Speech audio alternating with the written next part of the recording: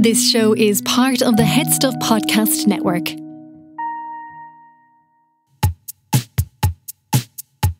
Lovely stuff. Hey, lovely, lovely. I tell you what, though, folks, that's bloody nice. That is bloody lovely. Lovely Holly. Lovely touch. Lovely Holly. Lovely touch. Oh, hello there, and welcome to another episode of The Lovely Show, featuring me, Cavan McGahern. And me, Justine Stafford, and possibly at some point a security man, because we've just been warned that they're doing updates on the security system. And I swear Jesus now, Kevin. I swear Jesus. I swear Jesus. I'm like one of those, you know, the big gospel. I swear Jesus. I've always wanted to go to one of those masses. They look like incredible crack. I was always very jealous as a young boy. I grew up, I think the first film I ever saw in the cinema was Sister Act. Oh, what a one to start with. What a one. My dad took me to see it on O'Connell Street. First time I saw a film in the cinema. You went all the way up. Was there cinema in Cavan? I think my mother was probably doing Christmas shopping. Okay. No, at this stage. Oh, there was a cinema in Cavan. But I came out of it going like, why is our mass not like that? Yeah. And my mother sang in the choir, and I could not convince her to do any Aretha Franklin numbers. I went to see last year Sister Act as a musical. Oh, yeah. I cried. It was incredible. And one of the best Did somebody pieces. stand on your toe? I was stabbed, all right. But, I was coming out of the fucking abbey and someone had stabbed me with a needle. Anyway, I saw one of the best pieces of visual usage in a show I've ever seen, where, you know, like I'm a big fan of them. Whenever I'm on stage and I have the possibility to do it, I do. You know, like rip off like shorts or something in a musical number. I'm not saying when I'm doing stand up. You say you want to be a stripper.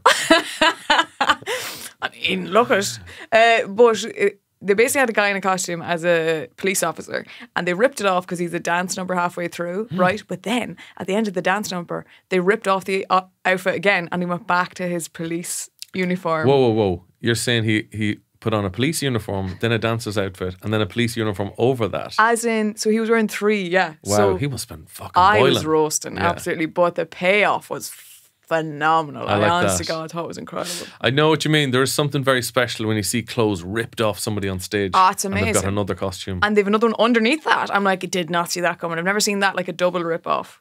I'd be And it went afraid back to though the original. if I was like hungover and I forgot to put on the inside outfit and then I just ripped off and I just exposed myself in front of a load of school kids. Well, what are they doing in the strip club anyway, Kevin? You have to there you ask go. these questions. What kind of a school tour is that? So yeah, I loved looking at gospel choirs. They're so much fun. They yeah. fucking love Jesus. They do, yeah. They love Jesus so much. They swear Jesus. I have seen now. They have to say, like, the local choir has gotten a few better numbers than when Okay. I was a kid. Have you ever been to a Protestant mass? I haven't. They all sing. All the people in the audience sing. They're big fans of the singing, They yeah. don't call them the audience, the congregation. But their songs, I found them quite depressing. And the crowd goes mild. My friend, I remember Alison Spittle during lockdown did this thing where it was like, you know, and nobody could leave the house. Yeah. So she did this thing, I think it was like a Saturday night mass, like an alternative mass. And I got my friend Peter Denton, who's a musician, to do a metal version of Here I Am, Lord. Oh my God, incredible. And I'm not gonna lie to you. I'll let you. It was an absolute banger. Banger. Let me see, can I play it for you now? Well, like, I did a fake wedding last week and it was amazing. Like, doing a song like that. I did a slow down version of Mr. Brightside and it was absolutely emotional, actually. It was absolutely emotional. It was set in a church. Like, I was in Dublin Castle in this like chapel, and I was like, this is just perfect for taking the piss out of the church. Wow. Actually, one of the lads introduced me on stage as Cavan McGahern's sidekick.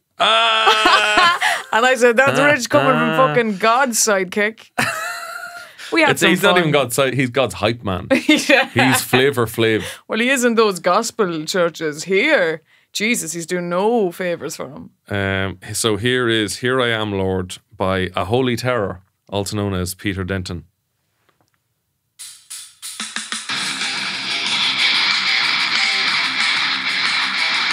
Oh, yeah. I mean, it starts strong. In the mosh pit now, up the altar. Double drop in Eucharist. Just absolutely skiting the women with holy water.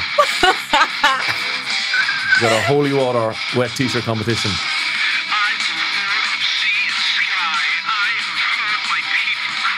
Wow.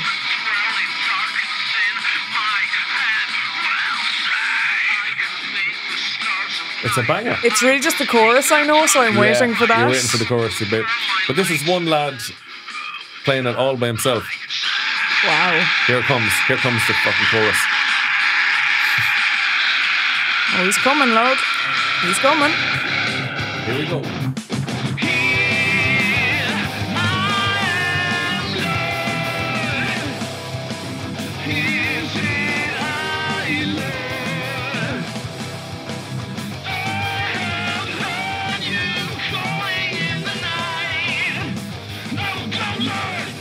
How good is that?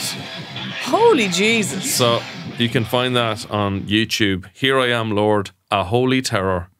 It's only got 287 views. That'll be up by 2 by next week. So I think there should be.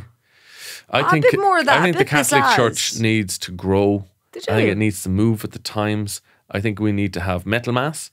Yeah. We need to have emo mass. I'm sorry, but like pop mass, Pop mass. cabaret mass. Yeah, who would host pop mass? Oh my God. I mean, dream scenario, I Marty guess. Whelan. CMAT. Oh yeah. But like CMAT You doesn't need need that. no. You need to bring in the older crew as well. So you need CMAT co-hosting with like somebody like Marty Whelan. Marty Whelan, yeah, dream combo there. The old and the new. Absolutely. Yeah, the borrowed and the blue. Oh, I honestly think that would be phenomenal. A cabaret, like a drag mass. Drag mass. Has to be Yeah. the way forward. I mean, they already have men wearing dresses anyway. they're starting on the right foot anyway.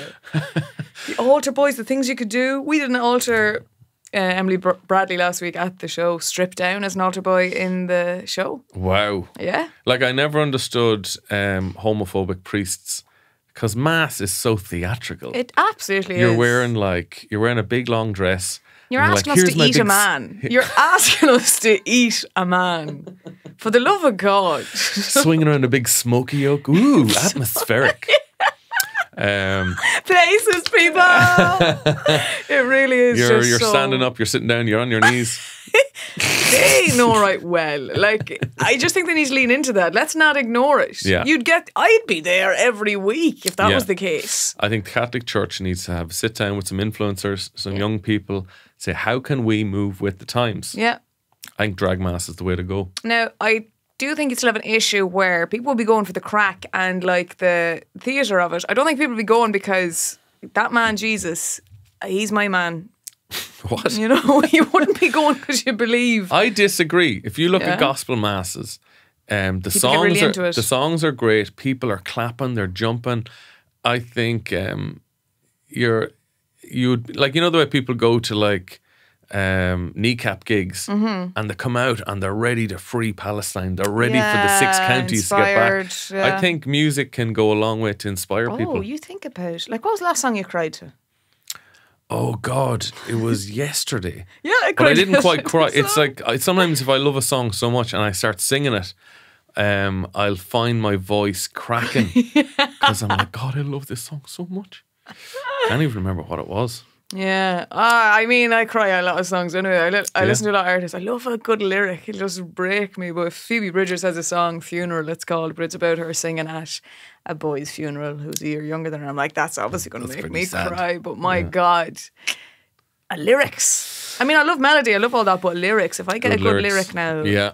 it'll ruin me altogether. Especially if I'm in the mindset. You know when you're sad and you listen to sad music, it's like putting petrol on a fire. You're like, what am I doing here? I'm only making myself worse. Yeah, like I never appreciated breakup songs until, you know, you're You're have happy. broken up with somebody. Oh, right, okay. And then you're like, oh, it's no, the worst I time to get it. listen to them because I just, anytime I go through that, I'm just listening and I go down into a hole, like, Yeah. listen to that. Like, last year, what a song to choose, but Vampire, you know, your best Oh friend. my God, I loved it.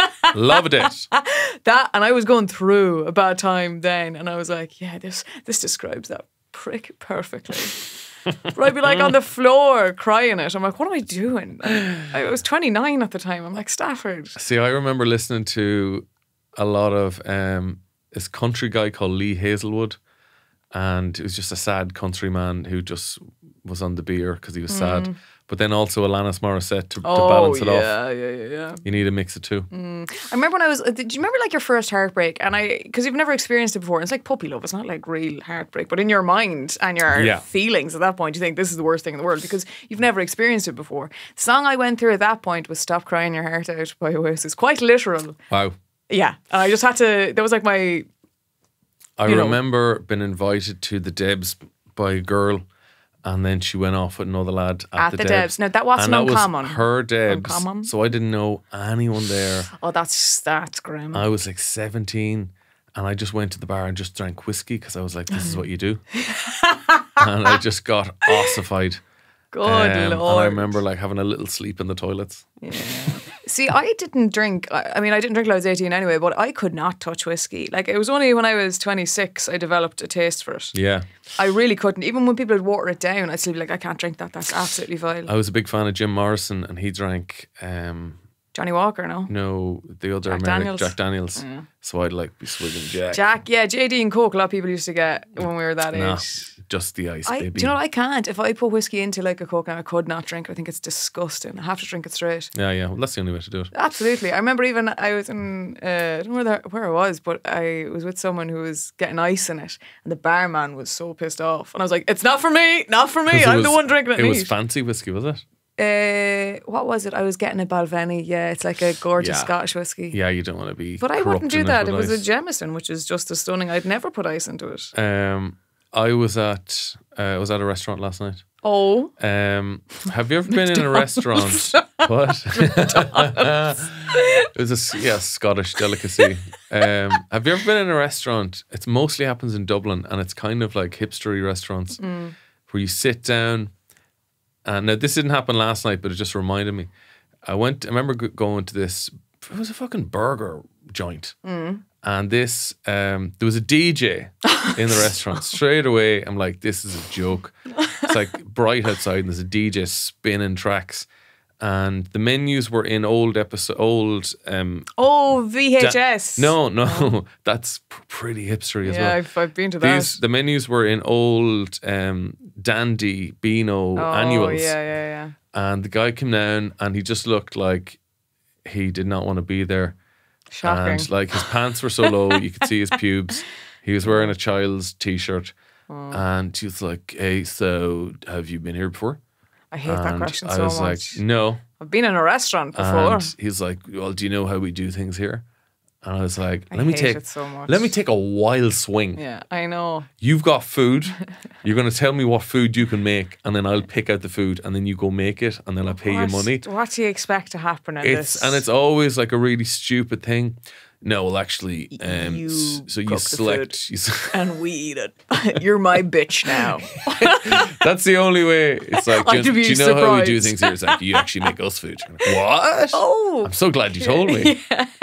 I find that quite annoying. Oh no, but do you know the thing that really instant anxiety when they come and take your order and they don't write it down, right? And the confidence of them, and they're pure like, yeah, no, got that, and I'm like, it's just I've listed a lot of things that I didn't want in the burger that now I don't know if you're going to remember that, and they're like, no, got it. I'm really allergic to peanuts. It's 9 times out of 10 they come and they've fucked it up, and I'm like, this, do you know what could have avoided this if you'd just written it down?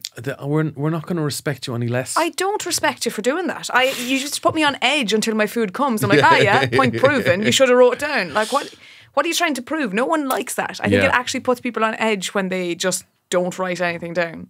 I think that it just feels like you're showing off. Stop showing off. This isn't supermarkets. No, what's the one? Is it supermarket sweep? Is that the one you have to remember all the things, or is that the one you just grab a load of things? That's the generation game. This isn't that. Yeah. Washing machine, guitar, radio, balloon. You're in the wrong industry if that's what you want to do. I don't even think that show exists anymore, so you missed your chance. But was the food good? The food was phenomenal. I don't like when there's too much novelty. Like that Beano thing would have pissed me off. The pissed me off. The DJ pissed me off. It looks cheap. Yeah. More than anything. It's a bit tacky. Like, even there's a place There's a few places that do it, but now, and I am not. I think you know me pretty well. I am not in any way someone who has notions or eat off a table. Like, you know. The plates were just so shite. They were just really shite white plates. There was definitely a trend. See, we got the whole London hipster thing about 10 years after London. And there was a couple of Shoreditchy places in Dublin. I remember there was one called Porn Dog. Ah, stop. Or, you know, Fuck Burger. Like, we do things differently here. There was one called just Sex, wasn't it? Oh, there was food porn. Like, there was one sex. Yeah, that was on Capel Street. There was one on, I thought it was, yeah. Oh, there was one recently on Capel Street. There was definitely one. Gone. There was one on Camden Street called like Sex. Yeah. And you're like, come on, I'm not 12. I'm not like excited by. But there's you're so many bold, joints that do that where it's they're selling the experience per se, or like the TikTok that they want you to post about. Food's going to be bang average, but it's the novelty of your surroundings that they want to gain hype and people to post about online. Those places never last because at the end of the day, all that's important is the food, and if it's in any way tasty, and if it's not, you're fucked. Yeah, imagine if it was hugely successful and they became like a family restaurant. Like 20 years down, like as big as McDonald's. You're like, we take the children down to Porn Dog there. Lovely stuff. I was at a wedding last week and the DJ was brilliant. Love that. And did they have a band? They did have a band, trad band. The Armagh Mummers. Oh. Do you know what a mummer is? No. So a mummer is it's a traditional, it's kind of pagan-y. They kind of dress in terrifying outfits. They dress, they play music, but on their head, they've got like this sort of straw hats or wicker hats. You want to see them around it kind of probably. looks like you're wearing like a cock of hay on your head, or some of them are shaped in animal shapes, and they were brilliant. But they're kind of a dying art. But weirdly enough, in my village, we still do a thing called bandbegging. Oh, yeah. Have you heard of this? You were telling me about this. Yeah, so bandbegging is an old tradition. I thought everyone did this, but it's kind of dying out apart from my village. Mental in Cavan. Genuinely. We still have ties to the pagan ways.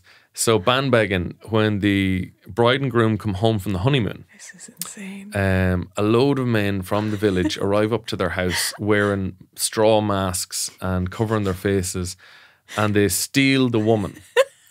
You say this as though this is a normal thing. How did you ever think everywhere just does this? Because it was literally like it happened since I was a child.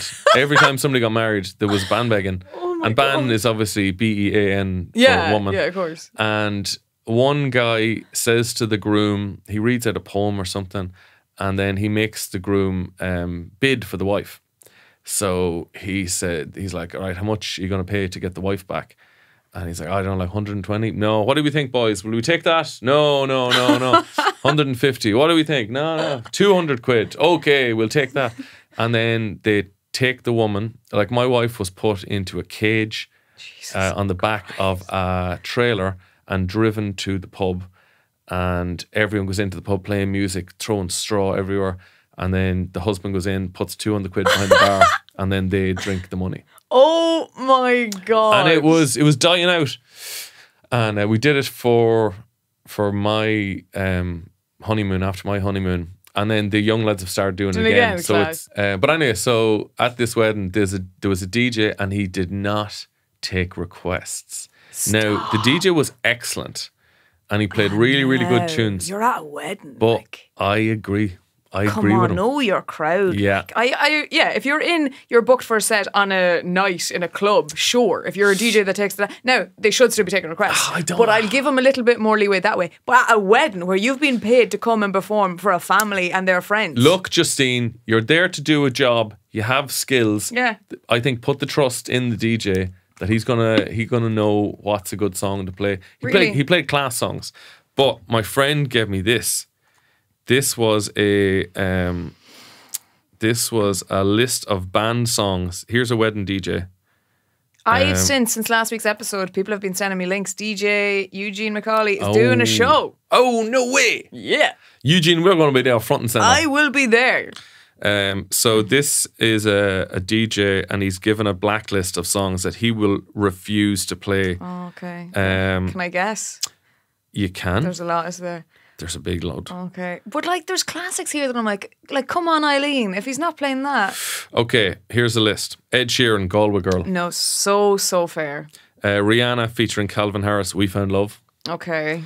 Proclaimers, 500 Miles. Ah, come on. Smokey, Living Next Door to Alice. Oh my God. Journey, Don't Stop Believing, Yeah, fair. Brown Eyed Girl, Sweet Caroline, Rock the Boat, Dancing Queen, Thunderstruck. Ah, come on. Look, at some of these are great songs, but they are overplayed at weddings. Absolutely, but that's part of it. It's tradition. You rob wives, we play Thunderstruck and air guitar. Come on, Eileen. You better believe it. I probably shouldn't have put a pause there. YMCA, rocking all over the world. This is a joke. Are they doing Rock the Boat even? Oh, definitely not doing Rock the Boat. If he's not doing... Oh, right, yeah, Rock the Boat, that's on it. Yeah, Rock the Boat. This is a disgrace. Simply the Best, Tina Turner. Ooh. That's ridiculous, carry American on. Pie, Mr. Jones by the Counting Crows. Cotton Eye Joe. Yeah, Raise fair. Your Hands by Reef. Is that Put Your Hands On, Put Your Hands On? I don't know. Yeah, I think so. Amarillo, La Bamba. Bambalayo by the Gypsy Kings. Eiffel 65 Blue. Ah, stop. Scatman. Sure, this isn't a wedding. This list goes the wedding's on not and legit. on. Hucklebuck is here. Also on the back list, all songs by Ed Sheeran, Nathan Carter, Mumford & Sons, Foster People, Lumineers, Vance Troy, blah, blah, blah, Ellie Goulding, Coronas, Dealer, Katy Perry. Wow, that's This is a rough list. This dude is sick of these songs. So what do you think? Change career. You think he's in the wrong? I think he is at a wedding. I'm sorry, but like I get if you're in a DJ doing a club, right, and you're respected there, and that's what you're doing. People have paid to see you DJ, right? I'm not paying you to take my request. I fully respect that. But you've been hired by a family to play at their wedding for it's like their you're on prime time. event. Sorry, can I finish? Actually, Minister, I'll just interrupt you there. I really think that's. Now, some of them I understand why, and as someone who's DJing at weddings all the time, I get it that those songs would absolutely drive you mental. But that's when you realise you're in the game too long, maybe, and need to consider something else. I don't know. I'm sorry, but what if my gran aunt was there and her bloody last wedding she'll ever be to probably, and she's like, you know what I'd love to hear, Justine? Dexy's Midnight Runners. I'm blue. I'm blue. Of course, that's what she wants. Eiffel 65. In a year's time, she could be blue. She could be blue. Oh, she will be at the end of the wedding if they don't play it. I don't know. I think it's a case of too many cooks.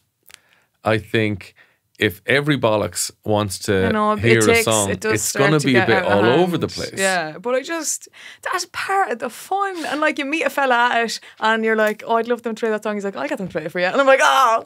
Well, I remember mates of mine were in a band, and I remember we went down to a bandstand kind of near Phoenix Park. I don't think it was in Phoenix Park. There was this big bandstand. There was nobody really in the park. And they went down to just play in this natural amphitheatre. And they were playing the songs that they like to play. Yeah. And then like this one came up to them and was like, start demanding songs. And I was like, it's the only art form where you feel entitled. You feel entitled to like control the direction of the art. Ridiculous. Like if you saw a lad painting a lovely scenery, you wouldn't go up to him and say, here, you wouldn't paint pictures of the dogs playing poker. I love that. Oh, my father loved that when I was a kid. But yeah, you wouldn't paint a picture of a clown crying. You're like, no, I'm painting a fucking lake here. I totally get that with a DJ in a club. I fully respect that, and I'm like, you're dead right. And also, I respect so much of those songs that you won't play full stop. Like Ed Sheeran should not be there anywhere, and anyone requesting music is that. subjective, Justine. How come you can say no Ed Sheeran, but you want to hear Thunderstruck? Because that is, I don't think, subjective. I really don't. Lovely stuff. This show is part of HeadStuff Podcasts. Here's another show you might like. The Greatest Matter, a Victorian Gothic crime tale. A man gruesomely murdered in Dublin. Oh, Jesus! Mother of God. What the hell happened? There's blood everywhere. A renowned Italian criminologist. I introduce our esteemed speaker, Professor Cesare Lombroso. Doctor. And two women intent on solving the crime, no matter the cost. No, Francis, look where we are. Several people are dead.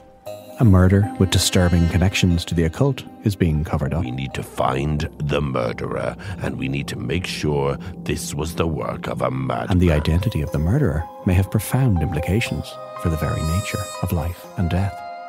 The Greatest Matter is out now.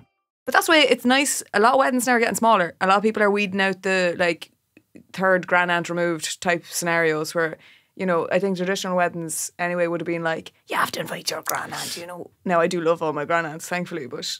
Oh, like where I'm from, it was traditional. Like on our road, you invite the 9 houses on the road. Oh, mother of God. And to be honest, I totally agree with it. What? Because you can't pick and choose. And I think it's a great way to... build a community. To build a community. Yeah, I get that. And like... You're very much accepted into the community then, you know? Yeah, that is nice. But like there are times with weddings that you're but like... But Dubs can't understand that. No. Like I've had Dublin friends and relations who are like, sorry, who the fuck? I know your neighbours at home are core who's part Molly of it, McGinty? Like. You're like, oh, she's this Howland who lives up the road to us. Yeah. It's like I've met her 4 times in my life. You have to bring her. You have to bring Molly now. Oh, that's what my father now would be very like. If I was ever doing that list, I'd be like, you can't forget. Oh, geez, you can't forget Molly McGinty now. She had mustard in the press that she sent down to us, and we had known when your auntie came to visit. Do you remember that? Remember during the mustard shortage? Jesus, she pulled out all the stops. I wish I was making up that story, but I'm not. We would have had very bland ham sandwiches that summer. Molly came to the rescue. When they were bringing in the silage and someone had to do sandwiches and send them up to them in the fields. There you go. These people you don't forget. No, I think it's a nice thing. But that's the country thing though. It's like a country again, you're thing, so yeah. right. Like, but like if you're living in an estate in Dublin, you might bring one neighbour. Yeah. You know. But you'd like to. Where I'm living, I don't have any friends. Like. I don't have any friends. No, like I don't know my neighbours. We meet each other in the elevator. Let's just examine. Where I'm living, I don't have any friends. That's such a sad statement. Do you know what? You don't even need to have the where I'm living at the start because it doesn't matter. Where I'm living, I don't have any friends. I don't have friends in the building that I live. Okay, I have friends. Oh, you mean in Dublin? Yeah. All right, yeah, sorry. Yeah, no, I'm not like friendless. Let's not be crazy. But I only meet them like in the elevator, and it's just not the etiquette, and that they're kind of similar. For like, oh, I don't need to know who you are, and I'm like, but what if one of us? I live alone. What if I fell down the stairs? Yeah. What am I doing? What if you ran out of mustard? What? Mustard, Kevin. These are the things Dubs don't seem to really care for. You need to rely on neighbours, you know. I want that, but my neighbours don't seem to want. I was going to send them all like a letter under their door, and I was like, they're going to think I'm the freak. They think you're an absolute freak. She has no friends. That's what they're going to think. And I do have friends, Kevin. Sinead, you just got a letter from that lonely girl down the road. Burn it? Yeah. I'll be avoiding her in the lift. You know, like I've held the lift open for people. No way. Yeah. Wow. You know, really nice and things. our concern giving you an award. There's big dogs.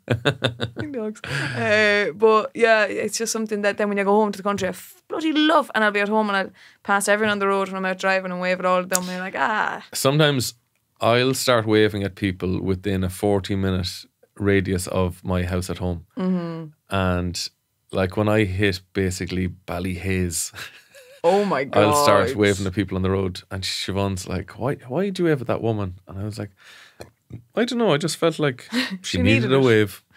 Tell you something, just when you mentioned Ballyhaise, unrelated to anything. I waved at a dog the other day.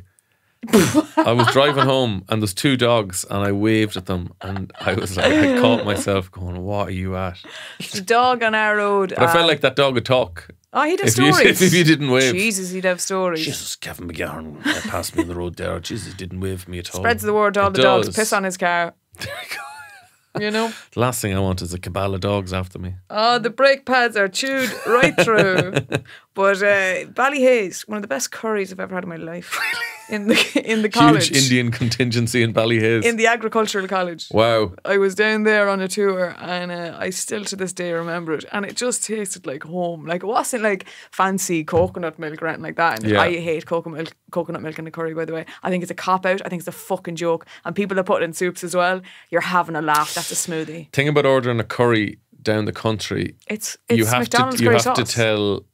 But even like an Indian, there was a local Indian for a brief period, and everything was incredibly mild because they just had to cater for the no spices. Taste buds. So when you're ordering it, you have to say, "Give me the real stuff. Give me the real deal. Treat me like an Indian." No, this wasn't even like a spicy curry. It was just pure, like, you know, it just takes me back to like the best moments of my life when I was sick off of school and my mother would be looking after me and she'd make like a Knorr sachet curry sauce or like a McDonald's curry sauce, and it was like that with like bits of onion and peppers in it, and I was like, this just tastes like home. It just was healing. Like, tastes like home. It was perfect. Why were you going visiting agricultural college? Because I did ag science in school, and we had to go on a trip to Ballyhaise because half that year went to that college. So you had no intention of becoming a little farm girl? I did not, but hilariously I was doing an interview yesterday and the researcher was like, and am I right in saying that you studied agriculture in college? I was like, no, where did you get that wild piece of information? I might have doctored your Wikipedia page. I mean,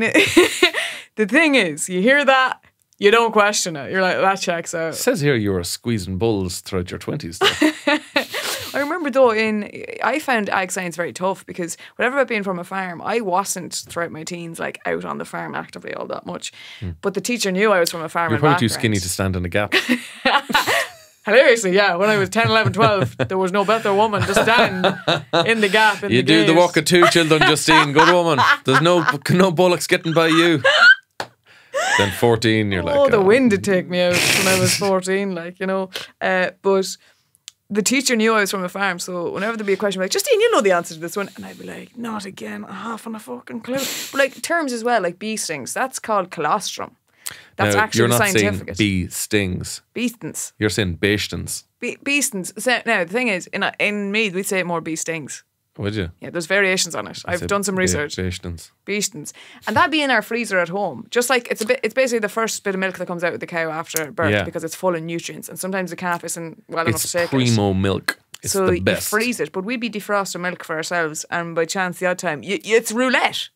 You're taking out that milk and putting it on your cornflades. You're like, we didn't believe in labels in our house. Been able to lift tractors over your heads. No wonder I was a fat child. A lot of skinny calves, but Justine was well fed. Bring her down to the mart. See what price she's going for. Yeah, but no, ag science was never something I think I could have pursued. I found another some mad news. Oh, some more Kevin's mad news. In China, a zoo in China. Oh, the dog got in trouble. This is outstanding. A zoo in China has been forced to admit that their pandas were actually painted dogs. I think it's perfect. After they began panting and barking in front of outraged viewers. And there's a lovely video here. It's adorable. Clearly dogs. It's absolutely perfect. I would pay to go see that. They kind of look like a dog in a Halloween costume. Yes, they look like pandas that have like been through a lot. They're like dogs. They're like a Kiss dog tribute band. Gene Simmons dog. Yeah, it's really like that. But I would pay to go to that zoo now to see that. Yeah. I think that's hilarious. Yeah. But also that they had to come out and admit. I'm like, lad, you were fooling no one. Who was going there thinking, oh, that's a panda? Clearly. There was a petting zoo in Cavan that had a donkey painted like a zebra. I love it. It was the most depressing. I think it was actually closed down because for cruelty to animals. Oh no! It was the most depressing petting zoo I've ever seen. But yeah, they had a donkey painted like a zebra. They've won a Newgrange farm, and we went. Me and my friend were. It's a yarn now, but it's we have time. Well, it's not even that. It was just more so. My friend was like, "Will we go and get drink?" And I was like, all right, but I didn't drink, you know. But she wanted to get drink, but we had to have this story of where we were going. So for some reason, we decided we were going to Newgrange Farm, to the petting farm. Don't know why we landed on that. But anyway, I came home that evening really late in home. But again, I didn't drink, so I was fine. But my mother woke up, she's like, where were you up until this hour? I was like, oh, we were at the petting fucking farm in Newgrange. She's like, at this hour? And she's like, oh, well, what did you see? Fucking owls. I said... Because I'm an absolute idiot, I said, a tiger. A tiger? We saw a dinosaur. Oh, no. And she's like, a tiger in the petting farm. And how did they let that go around with all the little sheep and goats? Would it not eat them? I hadn't thought this through at all. I was like, We didn't go to the farm, all right? It was just like, why of all the bloody animal every names animal to pick? you could have said. A tiger. A tiger. And A Bengal tiger. Literally in Ukraine. And a whale. I petted a whale.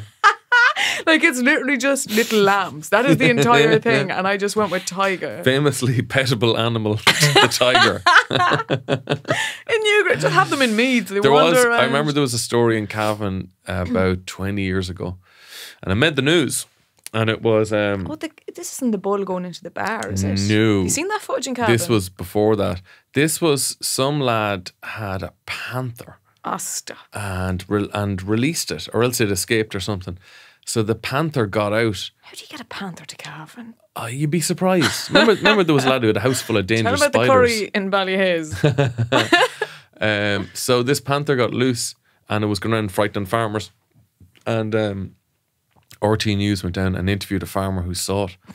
And she just managed to get the most boring man in Ireland. I love it. And she was looking for some exciting news. And she was like, "So, Fintan, can you tell me exactly what you saw?" I said, "Well, I was out bringing the cows in, and I looked over there to the ditch just beyond, and I just saw a pair of eyes looking out at me." And she was like, "And were you scared?" I was like, "Well, I didn't like the look of him." And all I could think about was like, if that was in America, oh my God, it was my life flashed before my eyes. He had teeth, huge teeth as big as knives, and he jumped at me. And in Cavan, you just got like, I didn't like the look of him. I didn't like the way he was looking at me either. That was a period where there was 3 mad Cavan stories in a very short space of time. The other one was a tornado. There was a tornado in Cavan. You know, sometimes you'll see like a will-o'-the-wisp small tornado. Yeah. And it's just leaves and stuff. But this one toppled over cars. Oh, God. And it was very big news. And then a week later, a truck coming from Granard was coming up to Ballinya and on the corner, took the corner too hard. And it was a truck full of chickens. No. The whole thing overturned. All the chickens went out in the road. Chickens started getting scared, started laying eggs out of fear. Cars were slipping on the eggs. Then all the locals came down and robbed the chickens. And it was like, you know, the start of Saving Private Ryan just with chickens. Jeez. But yeah, That's the real chicken run film there now. all the cute Cavan lads went down and robbed all the chickens. Robbed the chicken. When life throws you chickens, you make chicken soup. I just wish for all 3 of those events they interviewed that same farmer. yeah. I didn't like the look of the chickens. God. I didn't like the look of it now. Didn't like the look of that tornado. Didn't like the look of it now. Well, in literally from where I'm home, there was a sighting or a suspected sighting of the Loch Ness Monster. Oh. Whitewood Lake. It's actually Cavan Wood. He was on holidays. Cavan Woodmeath. He was on holidays, travelling about. But the 2 lads that spotted him now, they did an interview. It's on that Reeling in the Weird page because it's outstanding. But the men they interviewed, like one of them is called Johnny Onions. And the interview's like, "And Mr. Onions, what did you see?" And you're like, this is comedy. He's like, "I saw the big head of a sow pig. That kind of a look of it." And now, as the story goes, I do believe the 2 gentlemen may have had a few pints of port on that evening. Probably to settle the nerves after seeing a mythological beast. I think there's a possibility they saw a black bin bag floating on the wall, but who knows? But you know, there was a sighting during the week with the neck of a very long pig and the body of a bigger pig. I think it might have actually just been a pig. I think I might have just saw a pig. But there was a sighting of him again in Donegal this week. Someone now and again. I think Loch Ness Monster sightings in Ireland are like our UFO sightings in the US. We go wild for it. But again, how suspicious. The person started filming, but their phone died after 5 seconds. But they said they watched it for 20 minutes after. I'm like, right, well, where's the evidence of that? But they had a video of it. Zoomed in to you'd have more pixels on a block of your phone. Like, this thing is just awful. It just looks like a random black fin. It could be anything. Again, it could be a bin bag standing up on the sea. Yeah, you would think with all the camera phones in everyone's pockets, we'd get a glimpse of this Loch Ness Monster exactly at this stage. It's a bit suspicious. It's a bit like the UFO sightings, I think. Did you ever see a ghost when you were a child? No, I don't believe in that Did stuff. your daddy ever see a ghost? No. Did you not? No. No ghost sightings in your house at all? No, I don't believe in that stuff. You don't have to believe in it. You could still see them. I can't watch horror films because I am traumatized, and anytime I try to watch one, I can't sleep for like a week. So if I start to believe that stuff, I'll never sleep again. Yeah. It's just like what I have to do. Like even my friends love bringing me to, when I was in London, we went to, what's the one, London Dungeon? Literally an actor had to stop me because I was attacking him, because he was like, hey, I'm just an actor, because I get so afraid. Now it was nice in that moment to know, How are you attacking him? As in what they're doing is they're finding out people that are easily scared in the first room, Yeah. and they instantly spot, well, that one's a shiver out. Yeah. So then what they do is they're like, Justine, you're going to lead the group into the next room, so you're going to be the first one to go in there. So I went into this room and it was just me, and then this actor pops out of nowhere, and I was like literally like screaming, like hands out at him, and he was like, hey, you're okay, I'm just an actor. And I was like, cool, yeah, I am fine, but I can't. So if I started to believe that ghosts were a thing again, I'd never sleep again. Yeah. It's just not a risk I'm willing to take. So I just like to believe none of that exists for my own sanity. But then there's signs. You know the way people pass away and people always say, oh, there's a sign of them. I love hearing those things. But then I'm like, well, I can't believe that but not believe ghosts. So I'm like, what do I do? It's a conundrum. It sounds like you're not believing ghosts, not because of logic, but because of fear of ghosts. It's more fear of lack of sleep. It's my sleeping That's a fear of ghosts, Justine. I'm most concerned about. The lack of sleep is a result of you being a shivery arse for ghosts. I don't believe in it though. You fucking clearly do. Don't think so, Kevin. You Not fucking me. do, you big bollocks. Not me. No, why have you seen one? No, but I remember my friend moved. I had a friend from England who used to visit our village when he was a kid, and his parents loved it so much they decided to buy a house. Wow. So they decided to buy in Mullinachta, which is a nearby village, and they took photos of a site and they were to send back to the husband in England, who was still over in England, and there was like a mist on the photographs, and they asked some locals, and there was no mist obviously on the day, checked out with the Kodak people or the lad in the fucking camera shop. He said, no, that was there on the day. There's no problem with the photographs. Yeah. And they asked some locals, and they were like, oh, there was a famine house on that site years ago. And the husband was a wife and 2 kids, and the husband went off to find work in England and to send money back. And when he came back, the wife and the kids, the wife had taken their lives, like they were just starving. And in the photograph, one of the photographs features like a misty shape. It's like a fog shape of a man on a fucking horse. I've seen these photos. Jesus. And on the other photo, there was like a misty shape of like a tall figure and 2 smaller figures. Now, that one was very rough human shape. Yeah, the but other one. The horseman was like a man on a fucking horse. So they didn't buy on that site out of just genuine fear. Wow. Yeah. Good move. Like the fairy forts. I wouldn't fuck with them. I wouldn't mess with a fairy fort. Oh, mother of God. You're asking for trouble.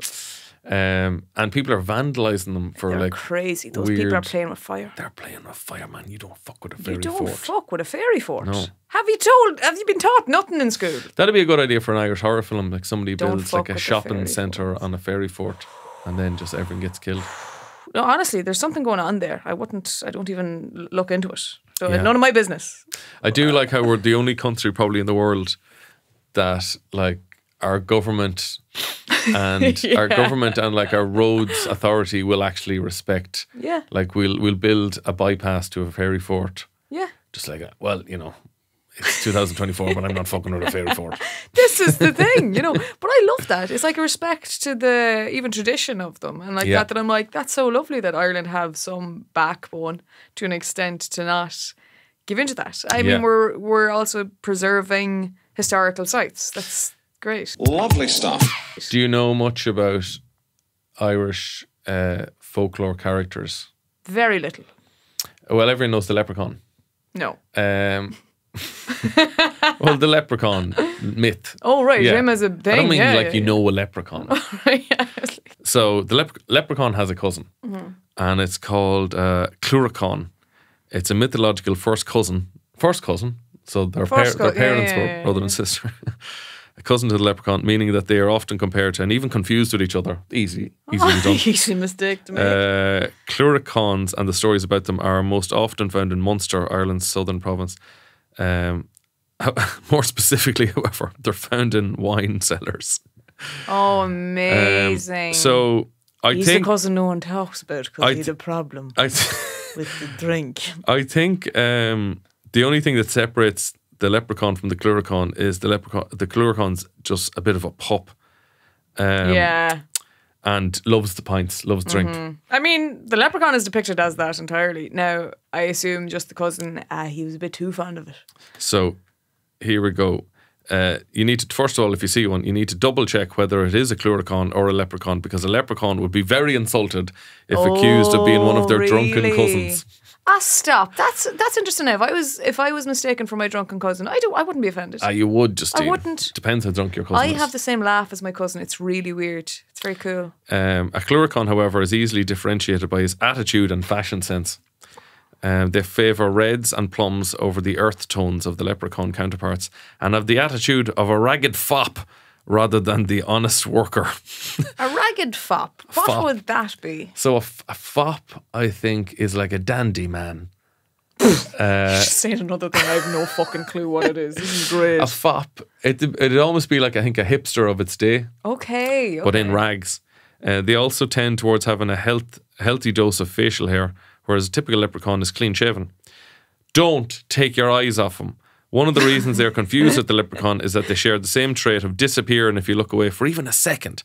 The difference, though, is that where a leprechaun will simply vanish, a cluricaun will vanish and take your wine and beer. I'll be honest with you, I'm into this. He's a bit of a bad boy. Famously, they're good wordsmiths and love nothing more than sharing a drop of whiskey with a friendly ear in exchange for a wonderful tales. Who doesn't want that? Don't anger them. They may be small, but they can be fierce. Oh, you know that. Their cheery and laid-back attitude makes them slow to anger, but once angry, their vindictive fury can be terrifying to hold. They are likely to turn your milk sour, stop your hens from laying, cause your family and household to come down with a pox, make your cattle get sick, make a sheep break their pens, beat you so badly that you will be bedridden for 3 weeks. Specific. Love that. But it's the more you read about Irish folklore, like, you know, he sounds hot. Honestly, like, sorry, they describe him there as he always has facial hair. He prefers like wines and reds and burgundies. I'm like, that's way hotter than leprechaun. This is your leprechaun. Type. Leopard porn. Would you watch leopard porn? Absolutely not. It does sound like your guy. I mean, you do tend to go for like Crash Bandicoot kind of guys. I'm into him. But when you hear about leprechaun stories, they're always like tricksters. Yeah. How much of this were just bored neighbours fucking with each other? Yeah. My dad had a great one, and it's so harmless that I love it. But I mean, my mother's kind of the third wheel in their relationship. My dad and his best friend, they're very close. Like as in for Father's Day, I got my dad a picture of his friend's face on it with a love heart. My mother was like, yeah, that's acceptable. That's the norm. They're just very close. I came down one morning into So our is she own allowed house. watch, or does she have to hide in the wardrobe? Come on now, Catholic family now. We couldn't be talking about things like that.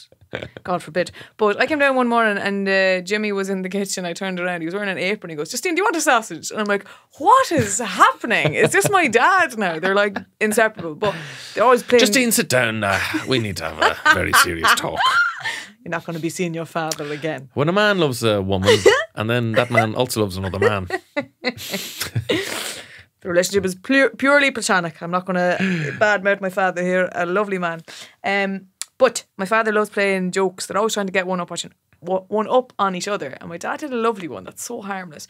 But Jimmy came in and he wanted to get a birdhouse. And he was talking about it. My father said, well, you can get grants for them.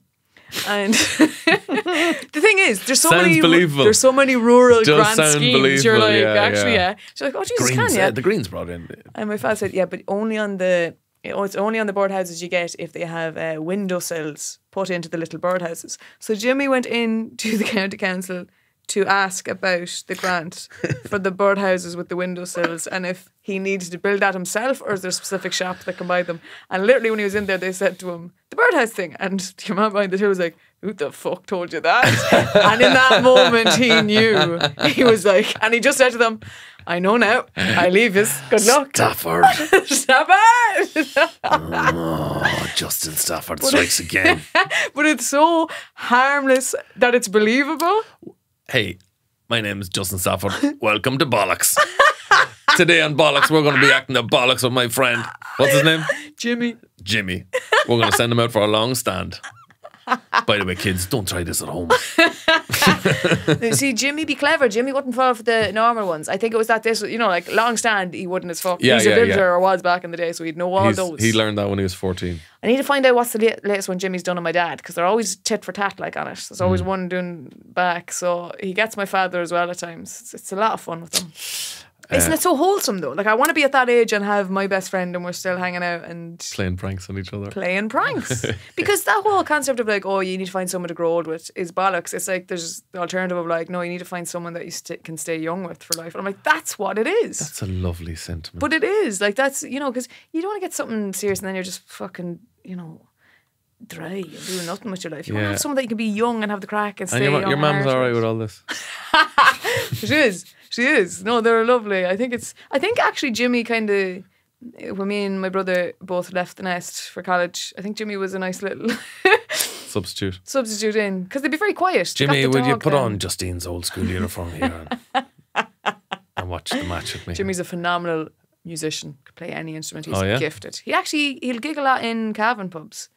I must check this out. Trad man, he's fucking. Do you know Gartlands? Do you know that in Kingscourt? No. Really old pub. It was in that, they did a documentary, The Irish Pub. Your man Ken Wardrop did it. He was in it. Fucking phenomenal. Little Irish country pub. I remember a story from the Irish... You'll get changed for a $5 and a pint there, I think. Good. Up until recently, anyway. I remember one of the stories from the Irish pub. It's this lad running like just a real country pub. No frills, no airs or graces, no sandwiches. And this American came in. It's like, hey, can I use your bathroom, please? And he goes, it's in the back there. Follow your nose. And the American went back and he was like, sorry, there's no lock on the door. I was like, aye. He was like, what? Why don't you have a lock on the bathroom door? And I was, well, I've been running this pub for 40 years. My father ran the pub 50 years before that, and his father bought this pub in 1899. And in all the 120 years that we've had this pub, never once has a shite been stolen from that toilet. What a fucking lie. It's like he had it prepared. Oh, absolutely. That's not the first time he's quoted that. I love that, just when he said it there, I fucking love when people do that. 40 years. 40 years. Instead of the I'm just leaving it, yes. Leave it out. No need for it. Well, Justine, this has been another lovely episode of a lovely show. It absolutely has, Cavan. You're looking lovely. And you are yourself. Have you anything to plug? No. Well, I do. You're a great man for it. I'm a great man for the old plugs. So, let me see. I'm going to be in Clonmel on the 10th of October. Then I'm going to be on Dungarvan the next day, the 11th of October. Then, do you know where I'll be? The 25th, Stillorgan with Shane Daniel Byrne, Tony Cantwell. And then on the 23rd of November, there's a gig in Cavan for Gaza featuring a load of amazing Cavan musicians and myself. So that's the 23rd of November in Cavan Town. Unreal. In Blessings Bar. You're getting all around. You're a well-travelled man now. I'm doing a bit now. Doing a bit. Keeping busy. Folks, you have been lovely. Thank you for listening to this show. Go on and tell your friends. And we love the messages. I'm getting loads of messages and updates on things that I've mentioned in the show. Thank you so much for that. Yeah. Send us in any questions. We'll do our best to answer them. We will. Give us a little review. Oh, yeah. If you enjoyed the show. And give us a share as well, because we're only as good as ye. Yeah. So that'll be a big help to us if you give it a share and a like and subscribe. The usual suspects. Good luck. We'll let you go. Bye-bye. Go on. Good luck.